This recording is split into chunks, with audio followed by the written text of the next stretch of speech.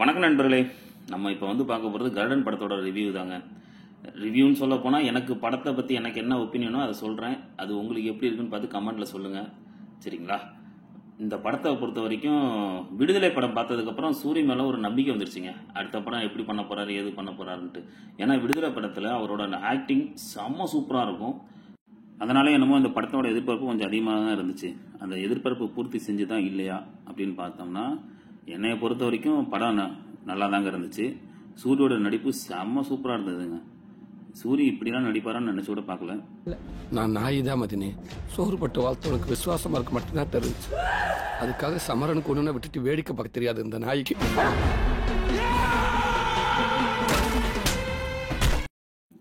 சொக்கைங்கிற கேரக்டரில் சூரிய வாழ்ந்திருக்காருன்னு சொல்லணுங்க. அந்த அளவுக்கு அவரோட நடிப்பு ரொம்ப ரொம்ப நல்லா இருக்கு.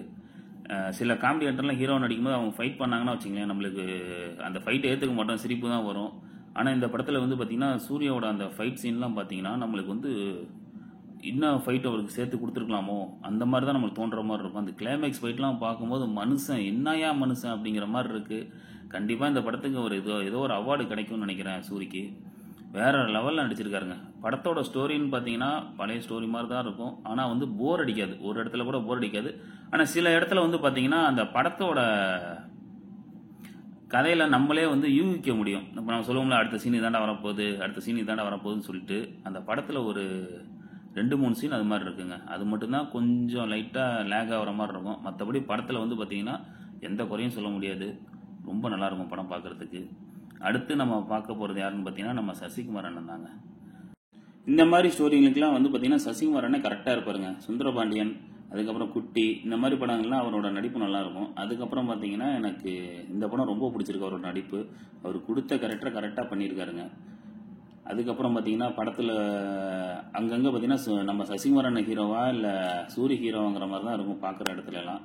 வேறு லெவலில் மனுஷன் நடிச்சிருக்காப்புல. என்னடா இல்லைண்ணே, அண்ணன் அடிக்க போனீங்க. அடங்கப்பா.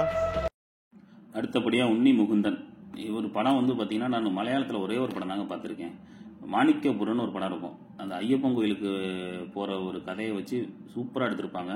நல்லாயிருக்கும் அந்த படம். நீங்கள் பார்க்கலன்னா ஒரு டைம் போய் பாருங்கள். அந்த ஒரு படம் தாங்க நான் ஒருத்தர் பார்த்துருக்கேன். இந்த படத்துலையும் நல்லா நடிச்சிருக்காப்புல, எந்த குறையும் கிடையாது. இப்போ உனக்கு எனக்கு பிரச்சனை ஆயிடுச்சு. இப்போ எப்படி உங்ககிட்ட வியாபாரம் பண்ண முடியும்? மொத்தத்தில் படம் எப்படி இருக்குன்னா சூப்பராக இருக்குங்க. ஒரு டைம் பார்க்கலாம். அவங்க கொடுத்த கேரக்டரை கரெக்டாக நடிச்சிருக்காங்க. வடிவரிசையமாக இருக்கட்டும், அவங்க கரெக்டாக நடிச்சிருக்காங்க. அதுக்கப்புறம் நம்ம சமுத்திரகனி அண்ணனாக இருக்கட்டும், அவருக்கு அதிகமாக டைலாக் அந்த படத்தில் கொடுக்கல. இருந்தாலும் அவர் கேரக்டர் அவர் கரெக்டாக நடிச்சிட்டாரு.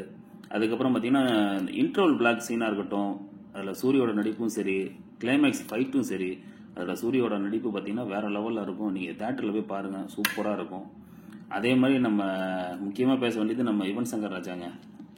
அவர் பார்த்தீங்கன்னா ரொம்ப நாளாக ஃபார்ம் அவுட்டில் தான் இருக்காருன்னு சொல்லிட்டு இருந்தாங்க. லவ் டுடே படத்துக்கு அப்புறம் பார்த்தீங்கன்னா இந்த படத்தில் கொஞ்சம் பிஜிஎம் சூப்பராக இருக்குது. லவ் டுடேல பாட்டெலாம் நல்லாயிருக்கும். இந்த படத்தில் கொஞ்சம் பிஜிஎம்லாம் வேறு லெவலில் கொடுத்துருக்காரு. இப்போ தான் நம்ம தலைவர் ஃபார்முக்கு வராருன்னு நினைக்கிறேன். இதே ஃபார்மோட நம்ம கோட்டு படத்துக்கும் நல்லபடியாக கொடுத்துட்டாருன்னா வேறு லெவலில் இருக்குங்க. ஓகே நண்பர்களே, படம் நல்லாயிருக்கு, ஒரு டைம் பார்க்கலாம். நீங்கள் பார்த்துட்டு இந்த படத்தோட கருத்து என்னன்னு நீங்கள் கமெண்ட் பண்ணுங்கள். மறக்காமல் இந்த வீடியோக்கு லைக் பண்ணுங்கள், சப்ஸ்கிரைப் பண்ணுங்கள். பாய் நண்பர்களே.